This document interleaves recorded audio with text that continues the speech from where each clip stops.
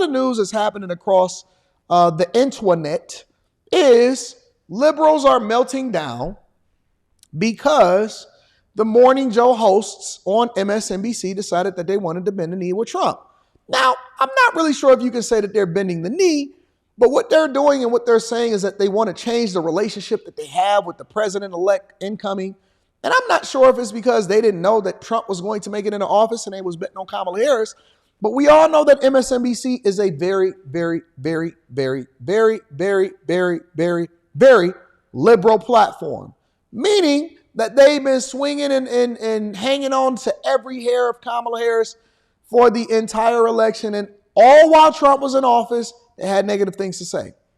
However, maybe they're paying attention to what's happening over there at CNN and saying, you know what, they're getting laid off. It's a little rough over there. Maybe they was paying attention to their numbers during the election.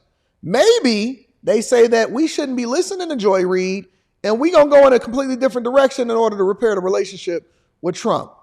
Anyways, they are meeting a lot of opposition. But before we get into people like The View and Sonny Holston and Whoopi Goldberg and all of the hyenas and the lunch ladies on The View, I wanted to see for myself exactly what all of the fuss about and go to the source. So this is the Morning Joe hosts speaking about them going to visit Trump at Mar-a-Lago and why they are now going to give Trump another opportunity and give coverage of Trump. Check it out.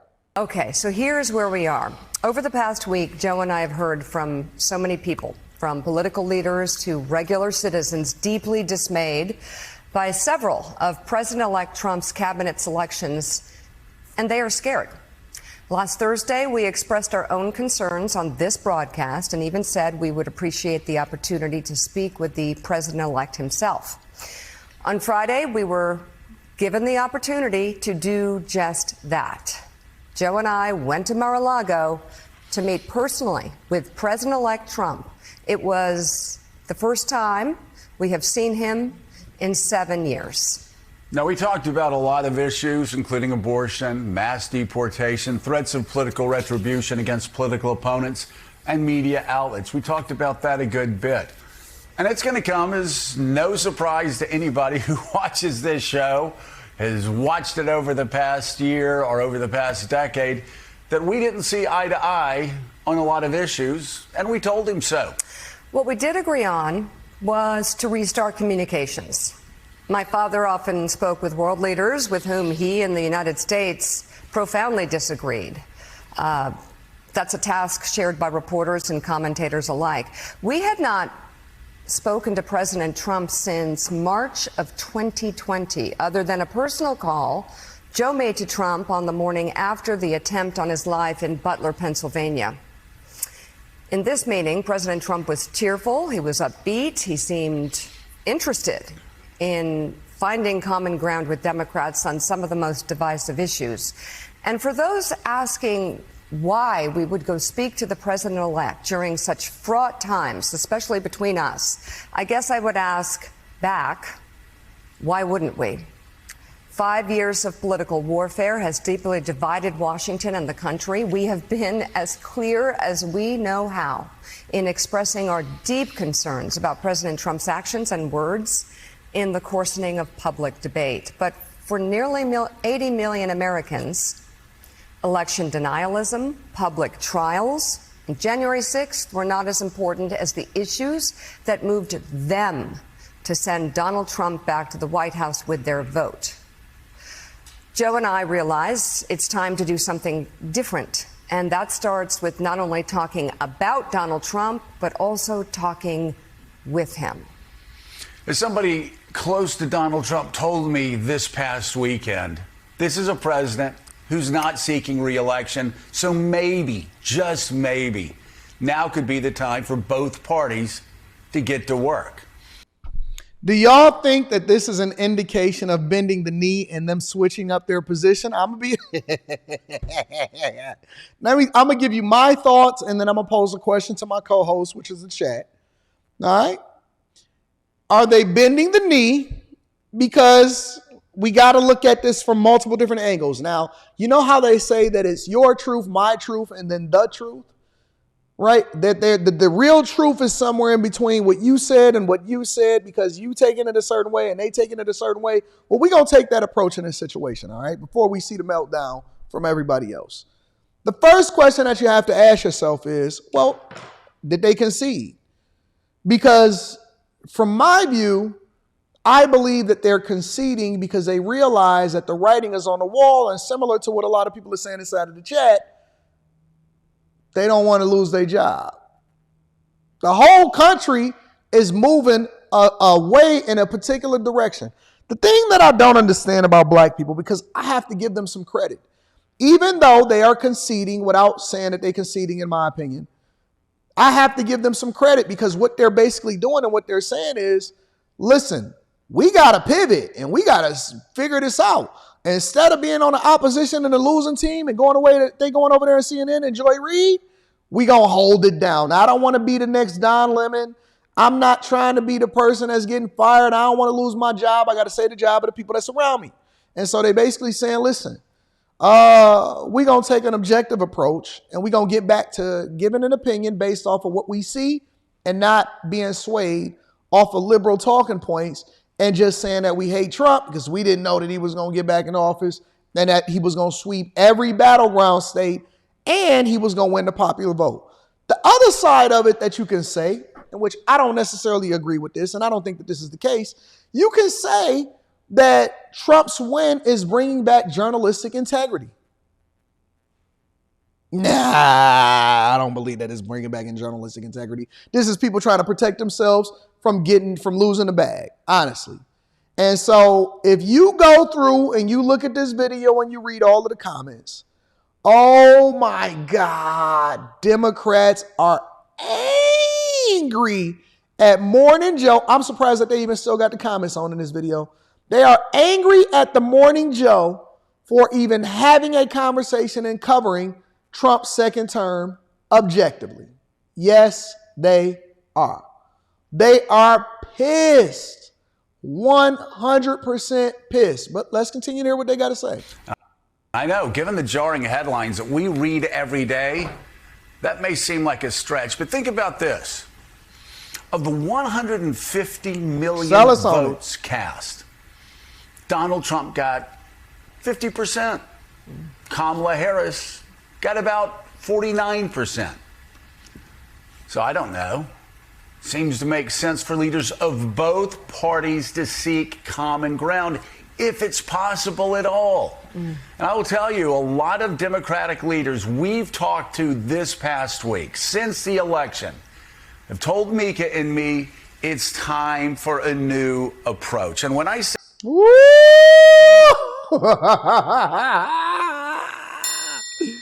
Democrats are bending the knee. Let me read some of these comments to y'all. Look and check this out.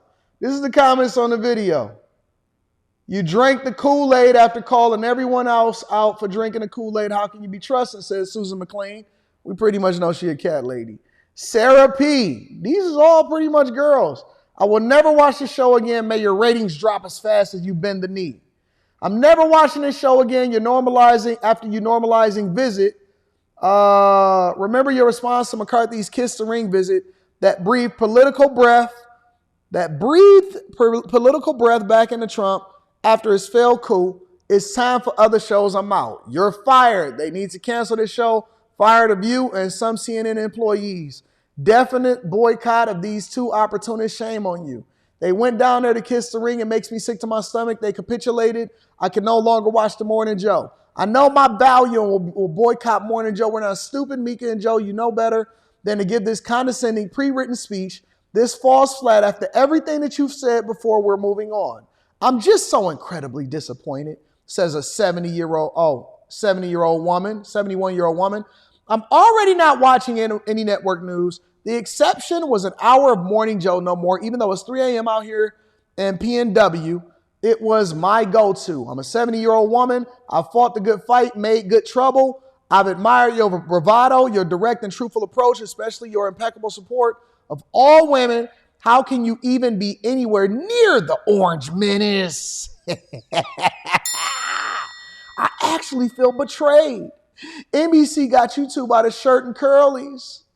I've been watching NBC News programs since Jane and Paulie had a ponytail.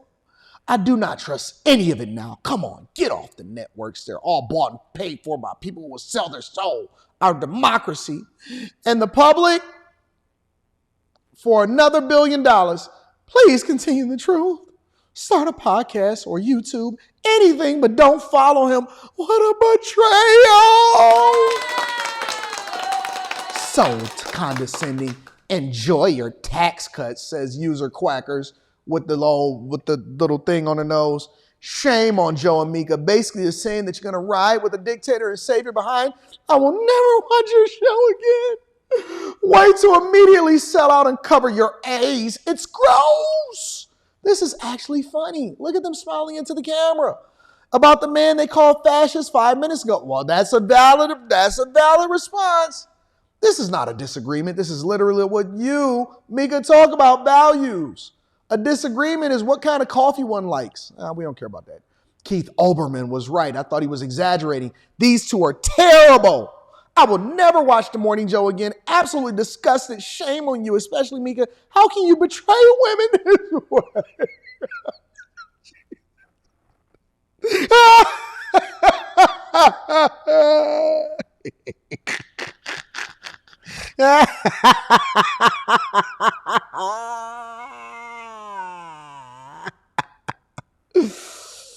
Oh, this is why, ladies and gentlemen, this is why I don't give a flying F about what anybody think, and I'm going to be authentically anti. You know why?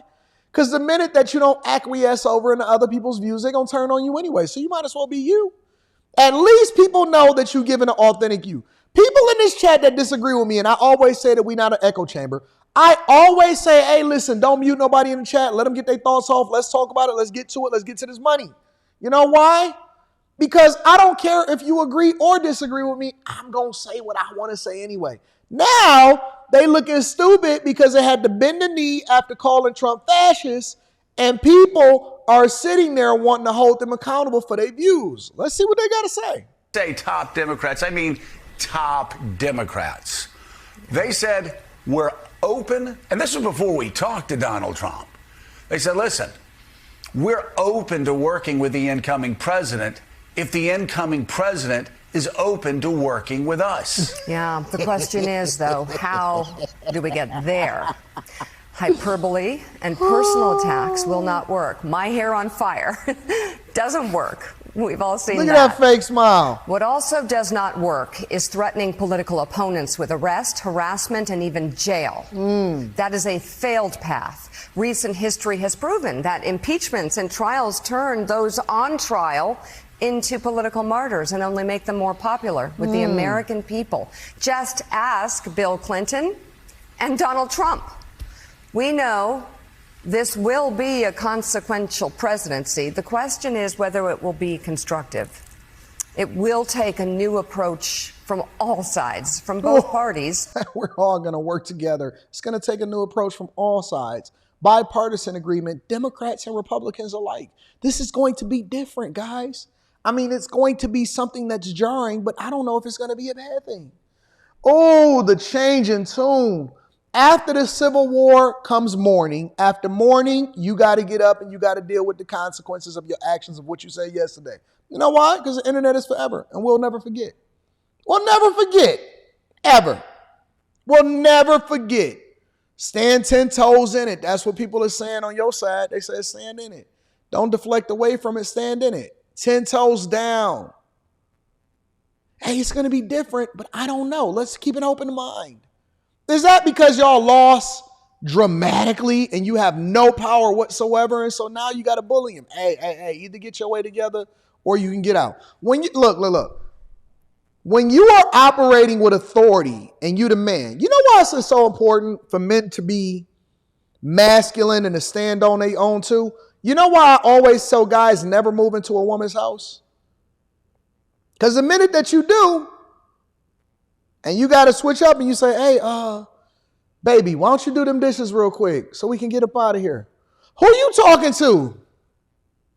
You're going to get all of that femininity. It's going to go out the window. You know why? Because you in her house. You in her house. Who you? I'm sorry. Now you're going to see when she got you, she was feminine and submissive. Oh, honey, you should just move in with me. I already got a house. Now that you in there, hey, baby, you trying to operate the same way as if you bought the house. Hey, baby, why don't you get them dishes done so we can get up out of here? You know, we running late. I'm sorry. Who you talking to? Like I didn't work a full day at work. Next thing you know, neck twisting. You know what I'm saying? Chain snatching in the air when they talking, clapping their hands, everything. Because you know I'm not going to be sitting here talking to you when you talking to me like that in my house. You know that I went to work too. It ain't going to work. Next thing you know, she had a household. She telling you how to vote. You saying happy wife, happy life. You trying to figure it out. No, you have to execute authority, mass authority. No. Listen, I bought this house. You going to sit right there. Chill. Hey, don't be spoiled. You so spoiled. Girl, get over here. You talk different when you bought the house because you operated and you executed the match. That's why guys got to be on top of their game. And it's the same thing when it comes to this election. It's the same. They going to bend the knee. You going to do it before the fight, after the fight, or you can go ahead. When a girl say, I'm leaving, and it's raining outside, she got to go back to her mama's house. All right, listen, I ain't even going to trip. Okay, well, let me know if you need any help. Don't get mad at her. Don't go chase her. Why you leaving? Oh, I can't believe you going to do this. No, if she says she's leaving, you're like, all right, listen, I understand. I get it. I feel you. I mean, that's what you say to her next time. When you operate in authority and it's yours and you bought everything and she walking out and it's cold outside and it's snowing, I'm leaving. I get it. You got to do what's best for you. Okay. All right, that's cool. Listen, let me know if you need anything. Then they really going to get mad. Because then they got to humble themselves. And then they got to come back and they got to bend the knee. This is what's happening with the Morning Joe. They're bending the knee. Come on back to come on up to Mar-a-Lago. Let's talk about it. And a leader who can bring them together. And only time will tell if Donald Trump is that leader. As for us, we also let him know that we will continue to speak truth to power and push back hard when called for, as we have with all presidents. Don't be mistaken. We're not here Read to your defend script, or Joe. normalize Read your Donald script, Trump. big dog. We're here to report on him and to hopefully provide you insights that are going to better equip all of us in understanding these deeply unsettling times. And I am reminded of what Marty Baron, legendary editor, told his Washington Post reporters back in the first term. We're not going to war. We're going to work. So let's go.